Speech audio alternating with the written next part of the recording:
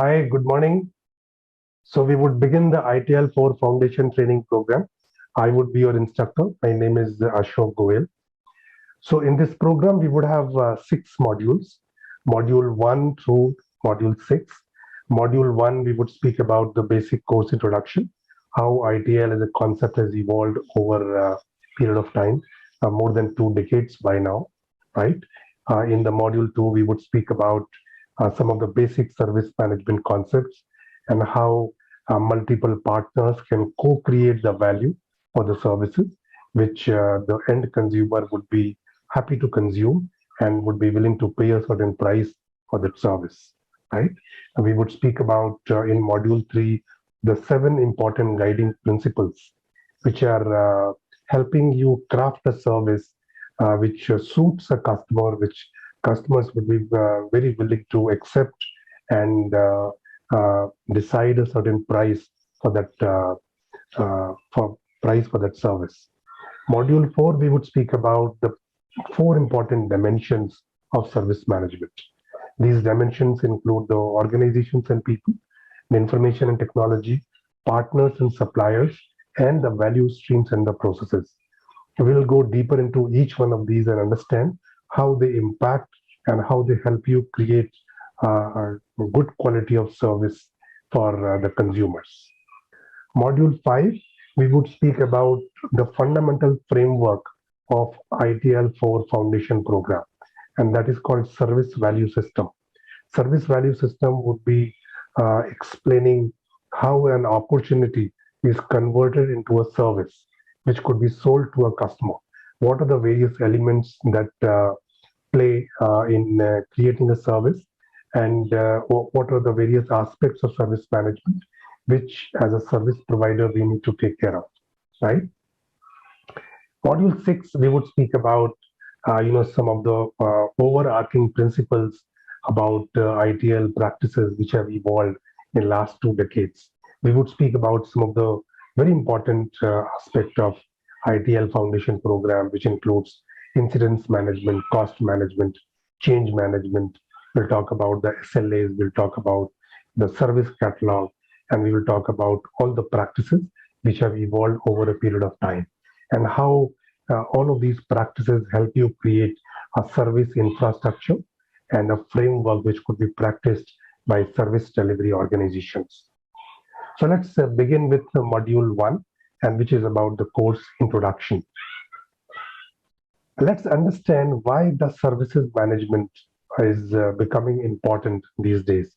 If you look at this bar chart, it will show you how the services component has been increasing from the year 1800 when it was 5%, right, to the year 2050, which is going to come in another 20 to 30 years from now. How this could become even 70%, very, very significant. In the entire global economy, the services sector is accounting for more than 70% of the entire share, which is very significant. And what that indicates is more and more people are consuming the services as a part of the business, right? And people are spending money in utilizing these services of various kinds.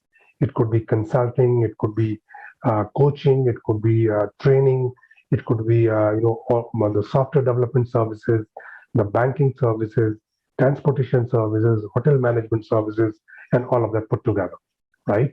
So services management as a sector is becoming very, very prominent, and it's a good news for people who come from service management background, and there's a lot more to be covered, and a huge amount of growth is waiting for each one of us, right?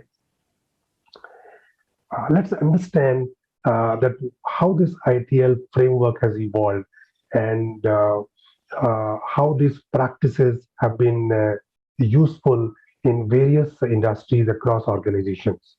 So ITL as a best practice has evolved in last probably 20 to 30 years. It was practiced in some organizations, in some government organizations where the IT services were streamlined and the quality of the IT services which were available to the business users that improved drastically. And from then onwards, this entire framework has been used in multiple industries in many, many organizations. And the organizations have benefited tremendously from these practices. So ITL is basically a set of concepts and I would say policies as well to manage the IT infrastructure and operations. It has evolved from the IT services sector, but over a period of time, ITIL framework has been utilized in non-IT services as well, like BPO services, like banking services. In fact, any aspect of service management could be streamlined and could be better aligned to create a huge amount of service value for the end consumers, right? And over a period of time, IT service management standard has been aligned around the ITL framework.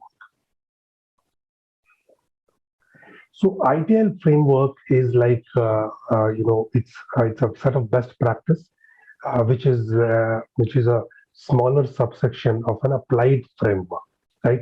An organization would have whole lot of processes, policies, and procedures to be followed in various aspects of their business, right? Out of the entire lot of processes and the framework, part of it would be applied, part of it would be utilized by the organization as the organization evolves, and even a smaller part of it would get converted amongst the best practices.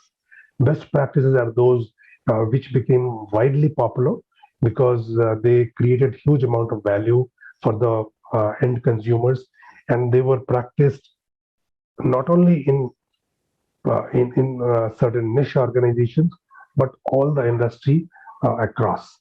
Right, that is how they became the best practices. And out of those best practices, some of them became mandates or standards. Right, like ISO 20,000, British Standard 15,000, and so on. So once an organization is standardized, for example, let's say ISO 20,000 certified, then what it would mean is that the organization has gone through the basic rigor of aligning the IT service delivery processes around the ITL framework. And that would create a huge amount of credibility and trust amongst the internal service providers, the internal users, and the external clients as well, right? Because the organization would be aligned and to a certain framework, and that would enhance the ability of the organization to standardize their services and bring their services to adhere to certain quality norms. And overall, that would enhance the value of the service delivery organization. The ITL framework is also complementary to other frameworks like CMMI, which is extensively used in software development industry. Prince 2 is quite popular as a project management framework and widely utilized. Six Sigma in process improvement, and COBIT is quite popular in IT governance. It's a worldwide accepted framework for streamlining your IT governance processes, right? So ITL framework is quite popular as a service orientation, service delivery framework, and which goes in line with other frameworks available for the organizations. Let's understand how information technology, how IT industry has been evolving, and where does it stand today. Now, we should be very clear on some of the basic facts. The IT as a sector is not something which is just providing a support to an organization. Information technology is playing the role of a strategic value-adding partner, value-adding service provider. It could be internal, so that IT services could be provided by the internal IT services department, or it could be outsourced to an external service provider, larger organizations like IBM or Accenture, right? So the IT services could be provided by these organizations as well as an outsourced services. So IT is not just kind of providing the support to an organization, let's say a bank or a logistics organization or a manufacturing organization, but IT services are strategic in nature. The primary aspects of your business would be dependent on various IT interconnections and abilities of the IT services to integrate with the rest of the business. For example, for a bank today, IT services is not just providing the support. In fact, the banking services would be completely crippled if IT services are not available. Let's also appreciate what could be the primary difference between the products and the services business, right? Where the products business is more tangible, right? Whereas services business is more intangible in nature. Tangible would mean that products you can touch and feel, and you can figure out a certain way of valuing it, whereas services would have to be experienced by people to be able to price it and value it in a certain way. So these are some of the basic fundamental differences between the products business and the services business. This slide explains in detail how the products business is different from services business. We will speak about a couple of things, right? Uh, the physical items, the physical goods could be stored, but services cannot be stored. Services have to be consumed then and there, right? The product production, distribution, and are separate from consumption for goods, but for services, it's a simultaneous process. Production, distribution, consumption, these are simultaneous processes, and these have to be done then and there itself by the consumers. We will not go through each of these points. I would leave it for the participants to read through and appreciate, but just be aware that the nature of the business, the products business, is very, very different than the nature of the services business. And primary difference would be that human involvement in services business is far, far more. And that is the reason why perception would play a major role in the services business. Let's now understand what a service management is and how this service management has been defined and could be categorized across different areas. Service management is basically a set of specialized abilities of the organization so that a value could be provided to the customers in the form of a service, right? Service management would be consisting of ensuring that the expected services are available to the service consumers, right? And these services is what as per the expectations of the consumers.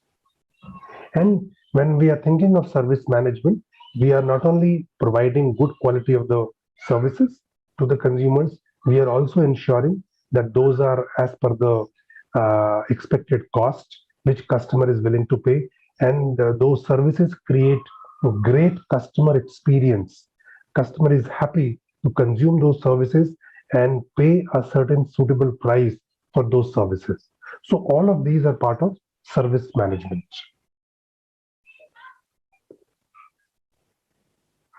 Here we speak about how the delivery of the services could be broken down in terms of three primary layers: the consumer layer, the broker layer, and the creator layer.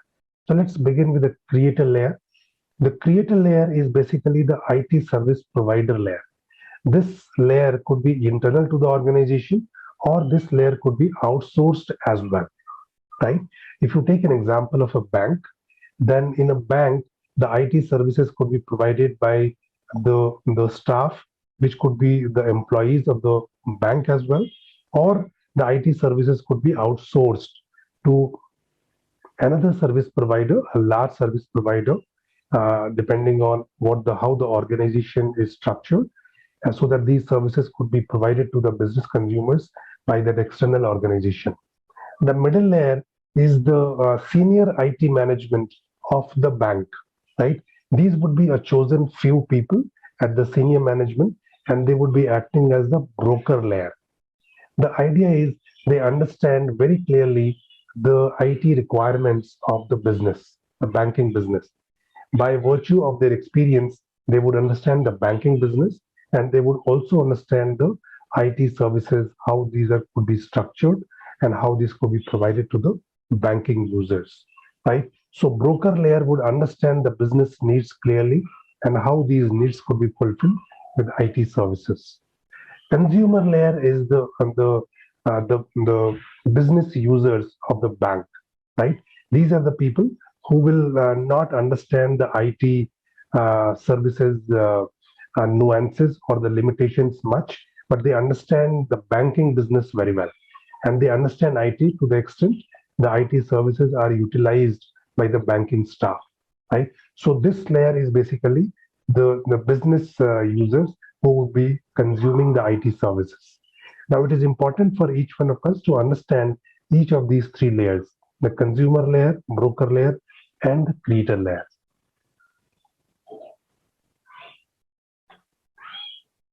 So, we know that the need for ITL has evolved to resolve a lot of these IT services issues. It could be the waiting times when the services are required and when they are being delivered, right?